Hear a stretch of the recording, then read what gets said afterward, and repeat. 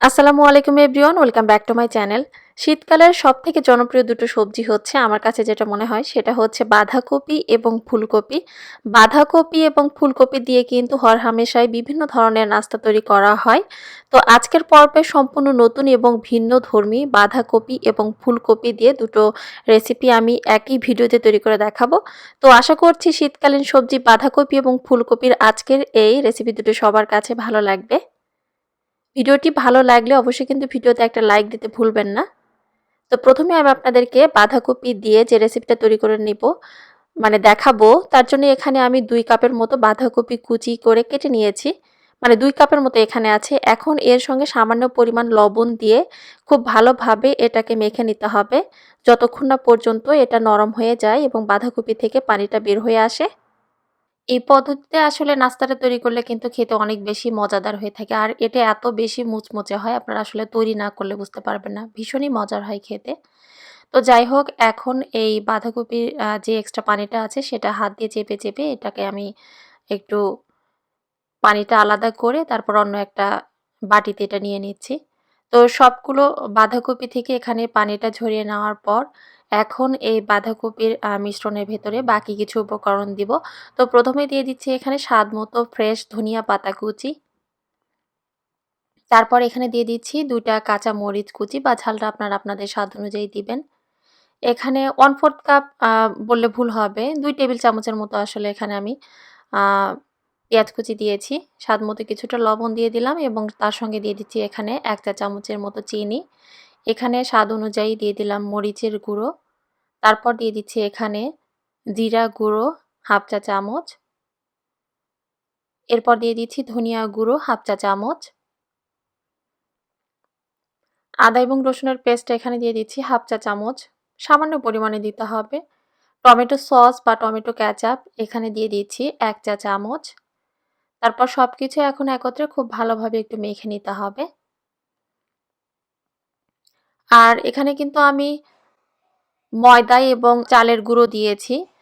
তো সেই ভিডিও ক্লিপটা আসলে হারিয়ে যাওয়ার কারণে আমি আর দেখাতে পারিনি। তো 2 টেবিল চামচ করে এখানে আমি দিয়েছি ময়দা, দিয়েছি 2 টেবিল চামচ এবং চালের গুঁড়ো দিয়েছি 2 টেবিল চামচ।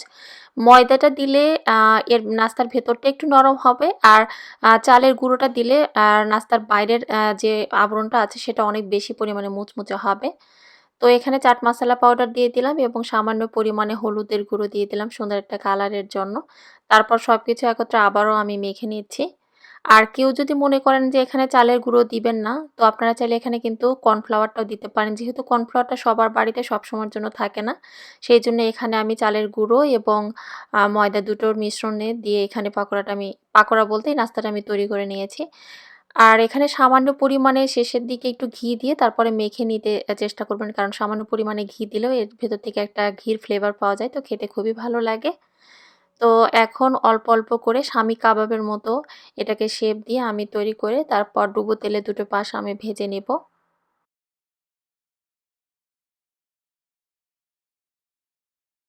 আর এটা কিন্তু খুব বেশি আঁচে ভাজা যাবে না, অর্থাৎ চুলার আঁচটা প্রথম দিকে হাইয়ে রেখে তেলটাকে একটু গরম করে নিতে হবে। তারপর এগুলোকে তেলে দিয়ে দেওয়ার পর চুলার আঁচটা মিডিয়াম লোতে রেখে এটার দুটো পাশ ভেজে নিতে হবে।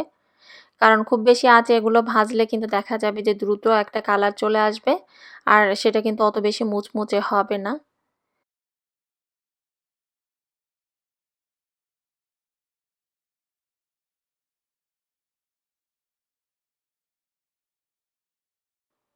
তো সম্পূর্ণটাই এখানে ভাজা হয়ে গেছে, খুব সুন্দর একটা কালারও চলে এসেছে।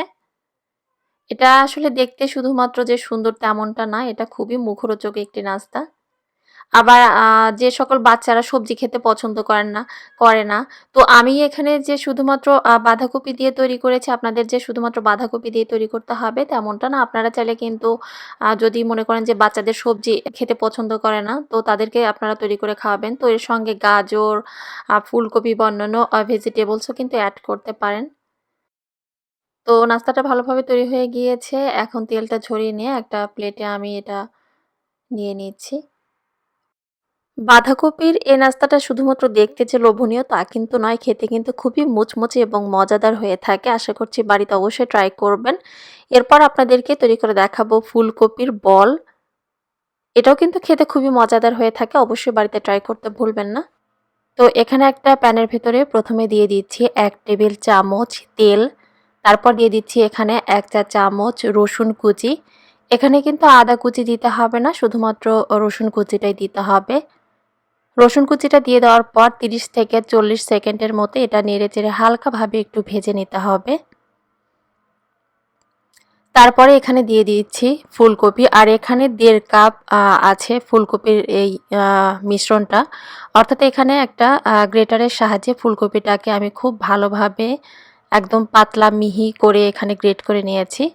তো ফুলকপির এই মিশ্রণটা দিয়ে দেওয়ার পর চুলার আঁচটা মিডিয়াম থেকে সামান্য পরিমাণ বাড়িয়ে একটু নেড়েচেড়ে 3 থেকে 4 মিনিটের মতো একটু ভেজে নিয়েছি। তারপর দিয়ে দিলাম এখানে পেঁয়াজ কুচি এবং কাঁচা মরিচ কুচি। তারপর সবকিছু আবারও একত্রে খুব ভালোভাবে নেড়েচেড়ে একটু ভেজে নিতে হবে। কিছুক্ষণ এটা নেড়েচেড়ে ভেজে নেওয়ার পর একটা ঢাকনা দিয়ে ঢেকে এটা মিডিয়াম লো আঁচে কিছুক্ষণ ঢেকে এটা রান্না করে নিতে হবে। এতে করে দেখা যাবে যে ফুলকপিটা খুব তাড়াতাড়ি সেদ্ধ হয়ে যাবে এবং ফুলকপির দেখবেন যে একটা কাঁচা স্মেল থাকে, তো সেই স্মেলটাও চলে যাবে। তো ফুলকপিটাও ইতিমধ্যে খুব ভালোভাবে সেদ্ধ হয়ে গিয়েছে এবং এটা অনেকটা ভাজা ভাজা হয়ে এসেছে। এখন এটা চুলা থেকে নামিয়ে একটা বাটির ভেতরে নিয়ে নিয়েছি এবং এটা আমি একটু ঠান্ডা করে নিয়েছি। তারপর এখানে আগে থেকে 3টা আলু সেদ্ধ করে রেখেছিলাম, সেই সেদ্ধ করা আলু এখন এই ফুলকপির মিশ্রণের সঙ্গে দিয়ে দিলাম। আলুটা কিন্তু এখানে অবশ্যই দিতে হবে, কারণ আলু দিলে এটা বাইন্ডিংয়ের কাজ করবে এবং খেতেও বেশি ভালো লাগবে। তারপর এখানে দিয়ে দিয়েছি ধনিয়া পাতা কুচি। চেষ্টা করবেন এখানে ধনিয়া পাতা কুচিটা একটু বেশি পরিমাণে দিতে, তাহলে খেতে বেশি ভালো লাগবে।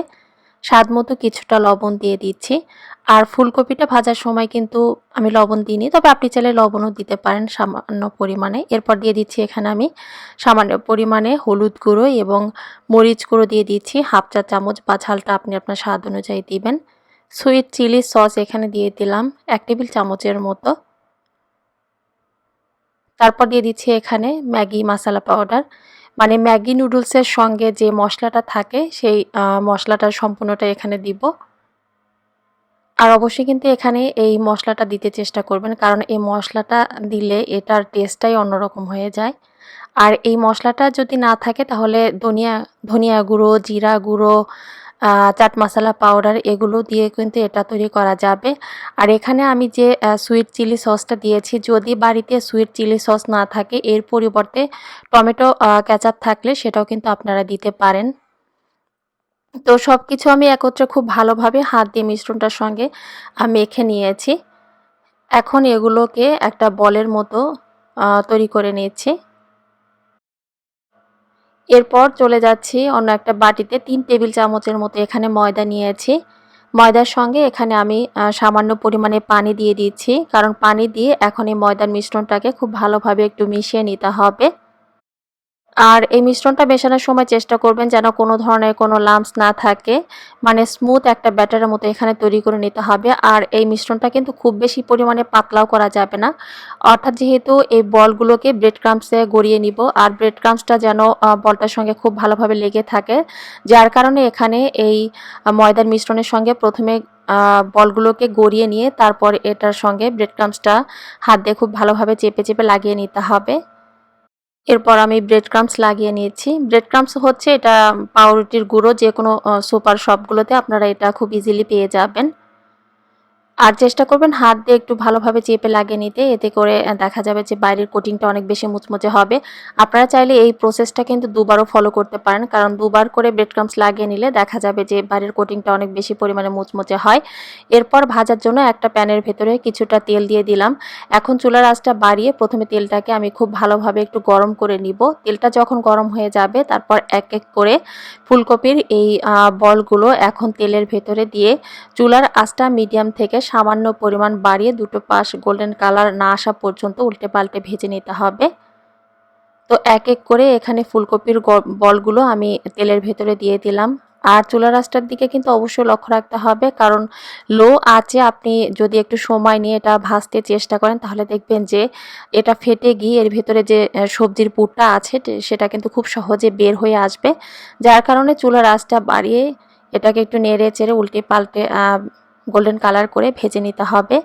যেহেতু ভেতরে যে পুরটা আছে সেটা কিন্তু আগে থেকেই রান্না করা, নতুন করে এটা রান্না করার কিছুই নেই। শুধুমাত্র বাইরের কোটিংটা মুচমুচে না হওয়া পর্যন্ত এবং সুন্দর একটা কালার না আসা পর্যন্ত এগুলোকে ভেজে নিতে হবে। আর আমি যেমনটা বলেছিলাম আসলে চুলার আঁচটা মাঝখানে একটু কমানো ছিল, আর দেখতে পাচ্ছেন দু একটা কিন্তু একটু ফেটে গেছে। তো অবশ্যই কিন্তু চুলার আঁচটা বাড়িয়ে এগুলোকে একটু সময় নিয়ে ভেজে নিতে হবে। তো বলগুলো এখানে খুব ভালোভাবে ভাজা হয়ে গিয়েছে এবং খুব সুন্দর একটা কালারও চলে এসেছে। চেষ্টা করেছি শীতকালীন জনপ্রিয় দুটো সবজি বাঁধাকপি এবং ফুলকপি দিয়ে কোনো প্রকার ঝামেলা ছাড়াই ঝটপট মুখরোচক বিকেলের একটি স্ন্যাক্স তৈরি করে দেখানোর জন্য। আশা করছি রেসিপিটি সবার কাছে ভালো লেগেছে। আল্লাহ হাফেজ।